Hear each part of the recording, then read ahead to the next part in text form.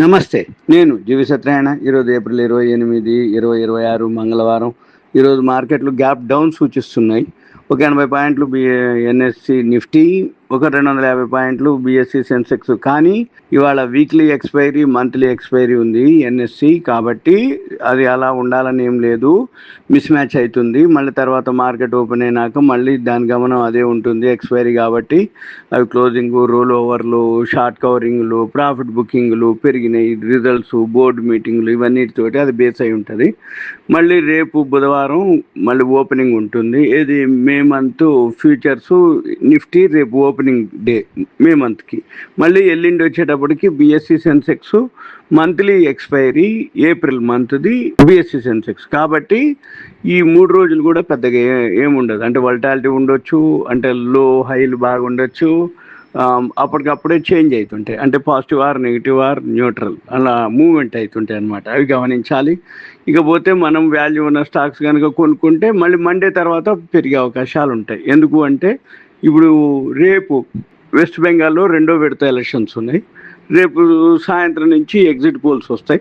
మనకి గురువారం ఒకరోజు వర్కింగ్ డే, శుక్రవారం మేడే హాలిడే ఉంది, శని ఆదివారం వీకెండ్ హాలిడేస్ ఉన్నాయి. మళ్ళీ ఇప్పుడు అమెరికా ఇరాన్ మధ్యలో చర్చలు ఉన్నాయి. ఈ చర్చలు మనకు తెలిసేటప్పటికి అంటే ఇవన్నీ 3 రోజులు ఉంది గడువు. అంటే నిన్నటితోటి, నిన్న ఇవాళ రేపు, అంటే మళ్ళీ వాళ్ళు కూడా శుక్రవారం ఇప్పుడు అనౌన్స్మెంట్ ఉంటుంది. అది జరుగుతాయా జరగవా, ఎక్కడుంటే చర్చలు సఫలమా విఫలమా అవన్నీ తర్వాత తెలుస్తుంది. ఓవరాల్ గా ఇది అనమాట. ఇక న్యూస్ లోకి వచ్చేటప్పటికి నిన్న మార్కెట్లు మాత్రం పెరగడం జరిగింది. 639.42 పాయింట్లు పెరిగి 77,303.63లో క్లోజ్ అయింది. ఏది బిఎస్సి సెన్సెక్స్ 194.70 పెరిగి 24,092.70లో నిఫ్టీ క్లోజ్ అయింది. బ్యాంక్ నిఫ్టీ వచ్చి 174.56 పెరిగి 56,264.30లో క్లోజ్ అవ్వడం జరిగింది. ఎఫ్ఐఎల్ నిన్న కూడా అమ్మటం జరిగింది. 1151.48 కోట్లు. డిఐఎల్ కొనడం జరిగింది 4,123.92. ఇక న్యూస్లోకి వచ్చేటప్పటికి ఎస్కార్ట్స్ కుబోటా 3 కొత్త ట్రాక్టర్లను లాంచ్ చేయడం జరిగింది, మోడల్స్. తర్వాత రిద్ధి సిద్ధి వచ్చి ఎక్వైర్ చేయడం జరిగింది. కార్న్ మిల్లింగ్ ప్లాంట్ అనమాట, మొక్కజొన్న ప్లాంట్ దాన్ని ఎక్వైర్ చేయడం జరిగింది. రిద్ధి సిద్ధి అంటే కార్న్ ఫ్లోర్ అనమాట, మొక్కజొన్న పొడి, అది పిండి.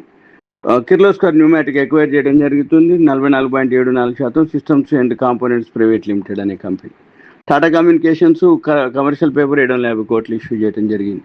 సూర్య రోషిని ఎక్స్పోర్ట్ ఆర్డర్స్ రావడం జరిగింది 68.11 కోట్లు. గ్లోబల్ హెల్త్ టేక్ ఓవర్ చేయడం జరిగింది. 80 క్యాన్సర్ అంటే 80 బెడ్లు ఉన్నటువంటి cancer hospital ఇండోర్లో, Madhya Pradesh. Global health company hospital, cancer హాస్పిటల్ని టేక్ ఓవర్ చేయడం జరిగింది. విక్రమ్ ఇంజనీరింగ్ వచ్చి ఎక్వైర్ చేయడం జరిగింది 49% స్టేకు. అది ఎన్ఓపిఎల్ సోలార్ ప్రాజెక్ట్స్ అనమాట, ఎక్స్పాన్షన్ అవుతుంది. కల్ప్టర్ ప్రాజెక్ట్స్ ఎక్వైర్ చేయడం జరుగుతుంది 35% స్టేక్ ఇన్ సౌదీ అనమాట, జాయింట్ వెంచర్, సబ్సిడరీ కంపెనీ వాళ్ళదే కల్ప్టర్. ఇవి న్యూస్. ఇంకేమైనా డౌట్స్ ఉంటే కాల్ చేయొచ్చు. మార్కెట్స్ అయితే అప్రమత్తంగా ఉండాలి.